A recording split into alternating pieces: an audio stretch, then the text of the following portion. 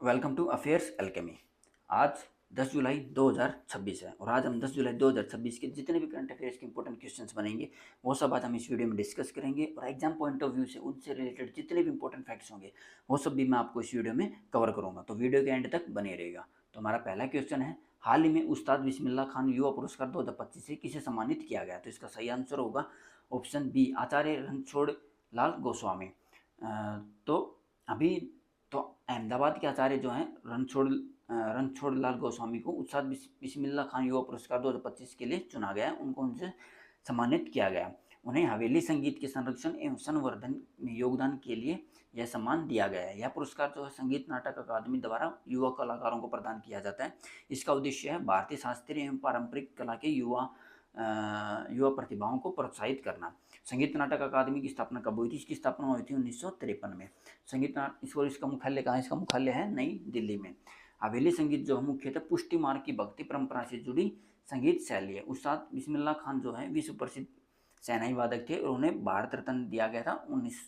2001 में उन्हें भारत रत्न से सम्मानित किया गया था। तो आचार्य रणछोड़ लाल गोस्वामी को उस्ताद बिस्मिल्लाह खान जो है युवा पुरस्कार जो 2025 से सम्मानित किया गया है। उन्हें ये सम्मान क्यों दिया गया है? उन्हें सम्मान दिया गया इसकी जो हवेली संगीत है उसकी संरक्षण के लिए। और ये आचार्य जो हैं ये कहाँ से बिलोंग करते हैं अहमदाबाद से। और ये एक ऐतिहासिक आचार्य हैं एक ऐतिहासिक गोस्वामी हवेली के, जो कि 450 वर्ष पुराने हैं, जो कि अहमदाबाद में सिचुएटेड जो लोकेटेड है। ठीक है। और जो पुष्टि मार्ग इसमें जिक्र हुआ, तो पुष्टि मार्ग क्या? पुष्टि मार्ग जो भगवान की कृपा का मार्ग, इसके संस्थापक कौन थे? इस मार्ग इसके संस्थापक थे श्री वल्लभाचार्य, जिन्होंने इसकी स्थापना की थी 16वीं शताब्दी में। और यह जो मार्ग है, यह क्या मार्ग है? यह जो मार्ग है ये नाथ जी मतलब श्री कृष्ण के बाल स्वरूप की निस्वार्थ प्रेमपूर्ण पूजा पर केंद्रित है और दिव्य कृपा के प्रति समर्पण के साथ गृहस्थ जीवन जीने पर जोर देती है। तो ये जो है पूरा पुष्टि मार्ग में क्या है कि ये कृष्ण के बाल स्वरूप की निस्वार्थ प्रेमपूर्ण पूजा पर केंद्रित है, उसके ऊपर फोकस रखता है और दिव्य कृपा के साथ मतलब पूरे समर्पण के साथ गृहस्थ जीवन जीने पर भी जोर देती है। हमारा अगला क्वेश्चन है, हाल ही में प्रधानमंत्री नरेंद्र मोदी ने इंडोनेशिया में किस यूनेस्को विश्व धरोहर स्थल का दौरा किया है? तो इसका सही आंसर होगा ऑप्शन बी, प्रम्बानन मंदिर। तो प्रधानमंत्री नरेंद्र मोदी ने इंडोनेशिया के प्रम्बानन मंदिर में जो टेम्पल उसका दौरा किया। यह जो है यूनेस्को विश्व धरोहर स्थल भी है। इस अवसर पर भारतीय पुरातत्व जो संरक्षण है ASI archaeological survey of India जो है उसके द्वारा जो संचालित मंदिर संरक्षण एवं पुनर्स्थापना परियोजना का शुभारंभ किया गया। यह यात्रा जो है भारत और इंडोनेशिया के सांस्कृतिक संबंधों को और मजबूत करने की दिशा में महत्वपूर्ण कदम है। जो प्रम्बानन जो मंदिर है वो विश्व का सबसे बड़ा हिंदू मंदिर परिसर माना जाता है। इसे 1991 में यूनेस्को वर्ल्ड हेरिटेज साइट जो है वो घोषित किया गया था। यह मंदिर जो है भगवान शिव, विष्णु और ब्रह्मा को समर्पित है। मतलब हिंदू की जो त्रिमूर्ति है शिव, विष्णु और ब्रह्मा, उनको ये समर्पित है। ये जो है भारत की पुरातत्व धरोहरों के संरक्षण के लिए कार्य करता है। और ये जो टेम्पल है ये टेम्पल कब बना था? ये टेम्पल बना था 9वीं शताब्दी के अंदर। हमारा अगला क्वेश्चन है, प्रगति परियोजना किस क्षेत्र से संबंधित है? तो इसका सही आंसर होगा ऑप्शन बी, कृषि। तो भारत सरकार ने प्रगति परियोजना शुरू की है और इसका उद्देश्य है 20,000 कृषि उद्यमियों जो एग्री एंटरप्रेन्योर्स हैं उनको सशक्त बनाना और 20 लाख किसानों को लाभ पहुंचाना। यह परियोजना जो है प्रौद्योगिकी, मूल्य संवर्धन, वैल्यू एडिशन और जलवायु स्मार्ट कृषि को बढ़ावा देती है। इसका लक्ष्य है कि किसानों की आय और उत्पादकता को बढ़ाना। परियोजना जो है ये जो तकनीक है ये जो स्कीम है ये तकनीक आधारित कृषि को बढ़ावा देती है और इसका फोकस है क्लाइमेट स्मार्ट एग्रीकल्चर पर है। किसानों को वैल्यू एडिशन और बेहतर बाजार संपर्क उपलब्ध कराने पर जोर दिया गया है। इसका उद्देश्य कृषि क्षेत्र में रोजगार और नवाचार को बढ़ावा देना। और यह जो परियोजना है यह जो प्रोग्राम है सिर्फ फसल का उत्पादन बढ़ाने पर ध्यान नहीं देता, बल्कि उत्पादकता, प्रोडक्टिविटी में सुधार करके खेती की लागत कम करके और आय के नए जरिए बनाकर खेती को ज़्यादा फायदेमंद बनाने की कोशिश भी करता है। और ये जो प्रगति योजना है ये अभी तक जो मेजर जो एग्रीकल्चर स्टेट्स हैं जैसे कि MP, UP, बिहार, महाराष्ट्र, राजस्थान, पश्चिम बंगाल, असम और झारखंड जो राज्य हैं इनमें इम्प्लीमेंट की जा चुकी है। हमारा अगला क्वेश्चन है, हाल ही में गुरु दक्षिणा कैशलेस मेडिकल योजना किस राज्य सरकार ने शुरू की है? तो इसका सही आंसर होगा ऑप्शन सी, उत्तर प्रदेश। तो उत्तर प्रदेश सरकार ने शिक्षकों के लिए गुरु दक्षिणा कैशलेस मेडिकल योजना शुरू की है। इस योजना के तहत पात्र शिक्षकों को कैशलेस उपचार की सुविधा मिलेगी। इस जो ये योजना है इसके लिए 447 करोड़ रुपए का जो बजट है वो निर्धारित किया गया है। इसका उद्देश्य शिक्षकों को बेहतर स्वास्थ्य, सुरक्षा और गुणवत्तापूर्ण चिकित्सा सुविधाएं उपलब्ध कराना है। योजना के तहत कैशलेस इलाज की सुविधा होगी और पात्र शिक्षकों को स्वास्थ्य बीमा कवरेज का लाभ मिलेगा। इसका उद्देश्य शिक्षकों की स्वास्थ्य सुरक्षा को मजबूत करना है और यह योजना जो राज्य के सभी सरकारी शिक्षकों के कल्याण हेतु शुरू की गई है। सिर्फ उनके शिक्षकों के लिए ही नहीं बल्कि ये उनके परिवार के लिए भी लागू है। हमारा अगला क्वेश्चन है, हाल ही में डीआरडीओ ने किस लंबी दूरी के निर्देशित रॉकेट का सफल परीक्षण किया? तो इसका सही आंसर होगा option B, Pinaka long range guided rocket. तो डीआरडीओ ने उड़ीसा के चांदीपुर में Pinaka long range guided rocket का सफल उड़ान परीक्षण किया। परीक्षण के दौरान जो है रॉकेट ने 60 किलोमीटर की न्यूनतम दूरी पर सटीक लक्ष्य भेदन किया, प्रिसीजन स्ट्राइक किया। यह परीक्षण जो भारत की सटीक प्रहार संपदा प्रिसीजन स्ट्राइक कैपेबिलिटी को और मजबूत करेगा। पिनाका जो स्वदेशी रूप से विकसित मल्टी बैरल रॉकेट लॉन्चर प्रणाली का हिस्सा है। पिनाका का जो किसने डेवलप किया है, वो किया डीआरडीओ ने। यह जो भारतीय सेना की प्रमुख रॉकेट आर्टिलरी प्रणाली है। गाइडेड संस्करण की जो सटीकता है, एक्यूरेसी जो है वो पारंपरिक पिनाका रॉकेट से अधिक है।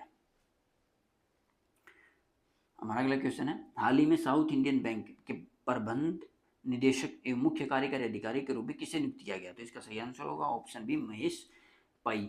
तो भारतीय रिजर्व बैंक ने महेश पई को की साउथ इंडियन बैंक के एमडी एवं सीईओ के रूप में नियुक्ति को मंजूरी दी है। उनका कार्यकाल 1 अक्टूबर 2026 से शुरू होगा और वे बैंक से के संचालन, रणनीतिक विकास और वित्तीय प्रदर्शन का नेतृत्व करेंगे। यह नियुक्ति जो आरबीआई की स्वीकृति के बाद प्रभावी हुई है।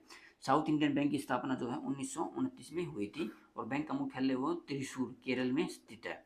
यह जो है भारत के प्रमुख निजी क्षेत्र के बैंकों में से एक है। बैंक का नियामक जो भारतीय रिजर्व बैंक है, मतलब आरबीआई जो ऑल ओवर इंडिया जो है आरबीआई सभी बैंकों को रेगुलेट करता है। हमारा अगला क्वेश्चन है, हैप्पी इंडेक्स 2026 में भारत का सबसे खुशहाल शहर कौन सा घोषित किया गया है? तो इसका सही आंसर है ऑप्शन सी, जयपुर। तो हैप्पी सिटी इंडेक्स 2026 में जयपुर को भारत का सबसे खुशहाल शहर घोषित किया गया है। वैश्विक रैंकिंग में जयपुर 6वें स्थान पर रहा। यह उपलब्धि जीवन गुणवत्ता, शासन, पर्यावरण, अर्थव्यवस्था, स्वास्थ्य और नागरिक सुविधाओं जैसी विभिन्न मानकों के आधार पर मिली है। यह पहली बार है जब किसी भारतीय शहर ने इतनी ऊंची वैश्विक रैंक हासिल की है।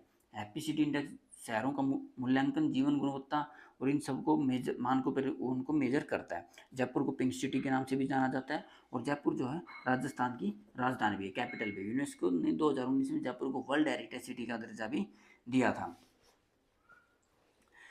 तो टॉप 10 जो हैप्पी सिटीज हैं उनमें से पहले नंबर पे है लंदन, दूसरे नंबर पे है न्यूयॉर्क सिटी, तीसरे पे पेरिस, चौथे पे टोक्यो, पांचवें मैड्रिड और छठे पे है जयपुर और सातवें पे रोम, फिर आठवें पे दुबई है, नौवें बर्लिन है और 10वीं पे बार्सिलोना है। तो ये है टॉप 10 जो हैप्पी सिटीज हैं वर्ल्ड में, जो हैप्पी इंडेक्स 2026 के अनुसार जो रिपोर्ट है उसमें दर्ज है।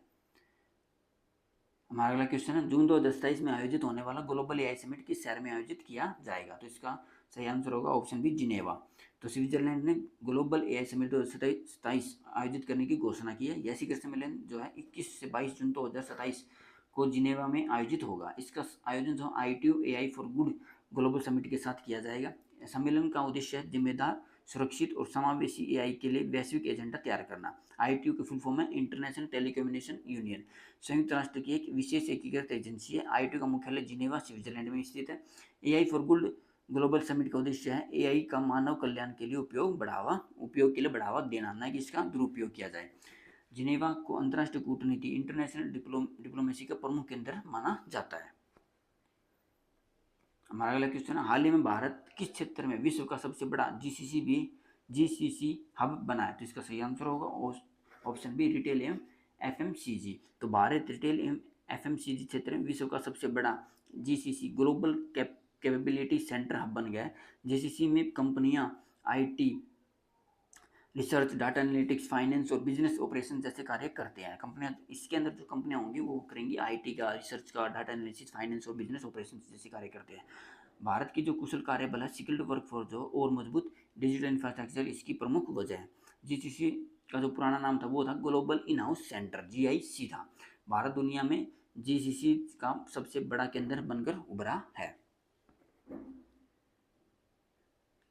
हमारा अगला क्वेश्चन है, हाल ही में उल्लास कार्यक्रम के तहत भारत का छठा पूर्ण साक्षर राज्य कौन सा बना है? तो इसका सही आंसर होगा ऑप्शन बी, उत्तराखंड।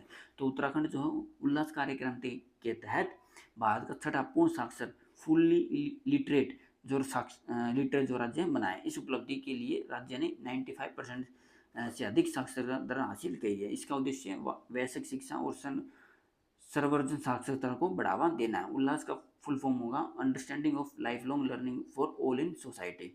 यह योजना जो है शिक्षा मंत्रालय द्वारा संचालित की जाती है। इसका लक्ष्य 15 वर्ष और उससे अधिक आयु के असाक्षर लोगों को साक्षर बनाना है, मतलब इलिटरेट लोगों को लिटरेट बनाना है। ओके फ्रेंड्स, आज के लिए इतना ही। वीडियो को लाइक और शेयर जरूर कीजिएगा और कमेंट करके जरूर बताइएगा कि आपको ये वीडियो कैसी लगी। और आगे ऐसे ही करंट अफेयर्स की इंपॉर्टेंट वीडियोज़ के लिए मेरे चैनल को सब्सक्राइब कीजिएगा। Thank you. जय हिंद, जय भारत।